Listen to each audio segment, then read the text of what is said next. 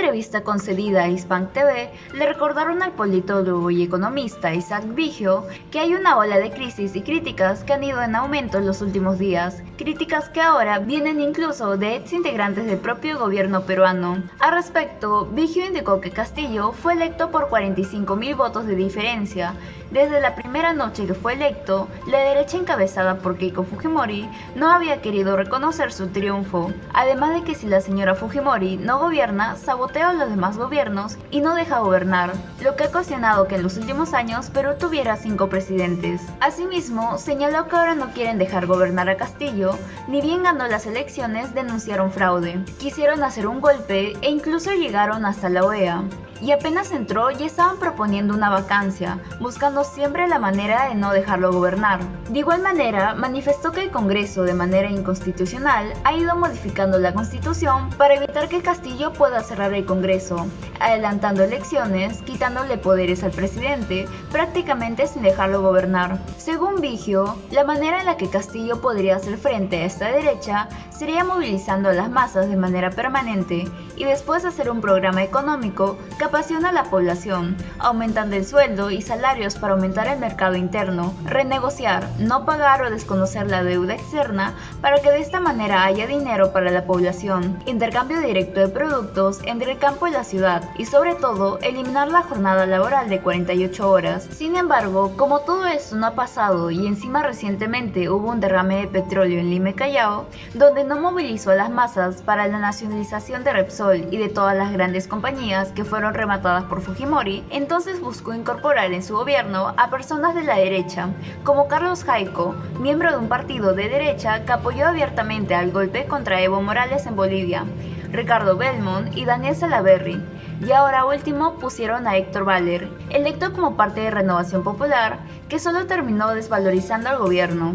Isaac Vigio manifestó que el problema de Castillo es que no ha querido aplicar su programa inicial, se ha olvidado de sus promesas y ha ido haciendo muchas concesiones permanentes a la derecha. Finalmente, Isaac Vigio reiteró que el presidente Pedro Castillo Terrones solo tiene 2 opciones: o cumple con las masas y las apasiona como lo hizo en las elecciones, o trata de gobernar para el acuerdo de la derecha, que no lo va a aceptar así. El problema es el siguiente: Castillo fue electo con más o menos 45.000 votos de diferencia, y desde la primera noche del 6 de junio que fue electo, la derecha encabezada por Keiko Fujimori no ha querido reconocer su triunfo, y la verdad es que la señora Keiko Fujimori, si no gobierna, sabotea todos los otros gobiernos. Si no gobierna, no deja gobernar.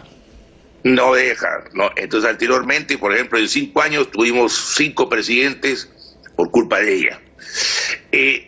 Perú, ¿no? Y ahora, ¿qué ha pasado?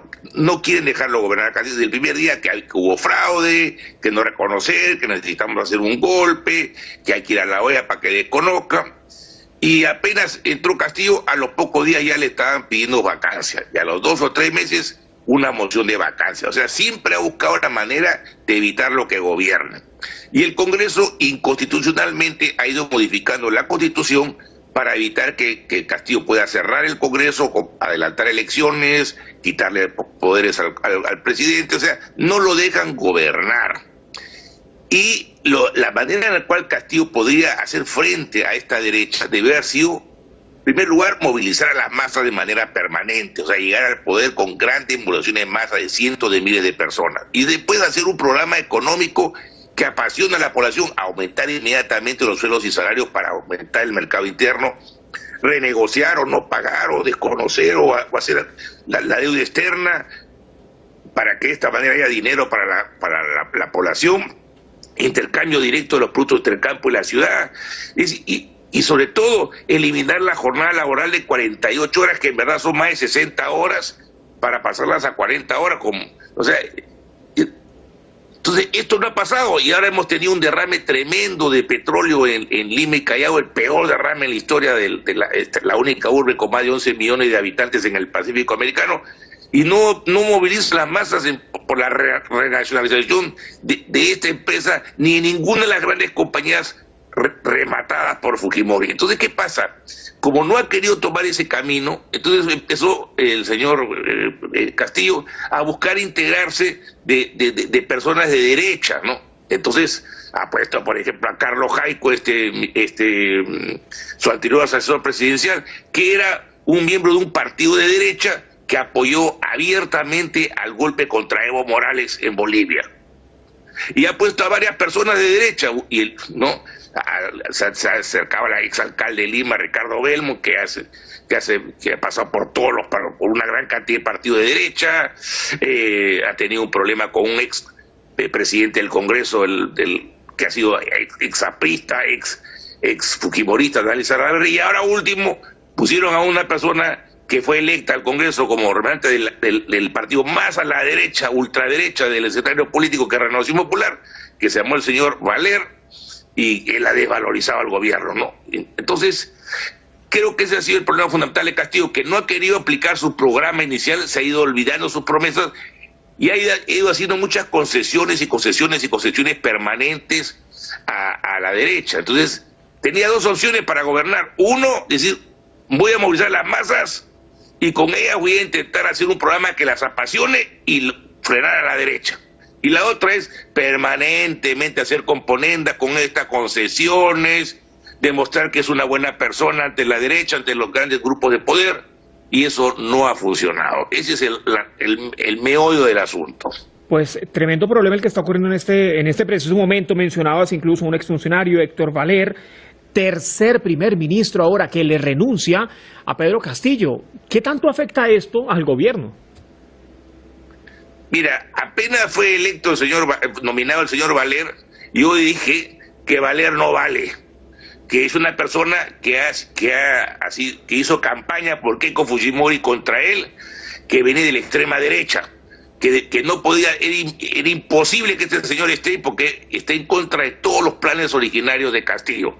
Inicialmente, la mayoría de la izquierda participó en este gabinete, Perú Libre, Frente Amplio, Juntos por el Perú, que son los partidos más importantes de la izquierda, participaron. Y después se destapó que el señor Valer tenía un récord de pegarle a su mujer y a su hija, y eso generó una catapulta de denuncias, y todos los demás partidos, la prensa, pidieron su caída. Y ahí recién la izquierda se deslindó de él. Entonces, fue un gravísimo error poner a un señor que viene de la extrema derecha o de la derecha como primer ministro. Y el gran problema que está teniendo Castillo es que él tiene dos opciones para gobernar.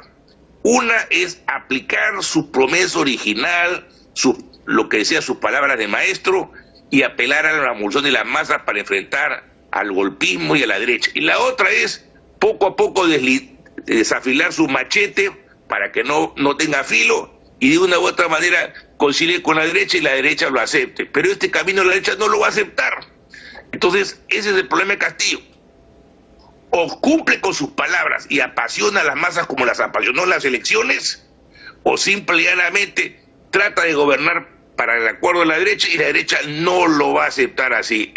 Entonces, ese es el gran problema que tiene Castillo ahora. ¿Y tú qué opinas de esta noticia? Déjame saberlo aquí en la cajita de los comentarios. Si eres nuevo en este canal, no te olvides darle like, suscribirte y activar la campanita de notificaciones para mantenerte siempre actualizado con noticias nacionales. Hasta la próxima.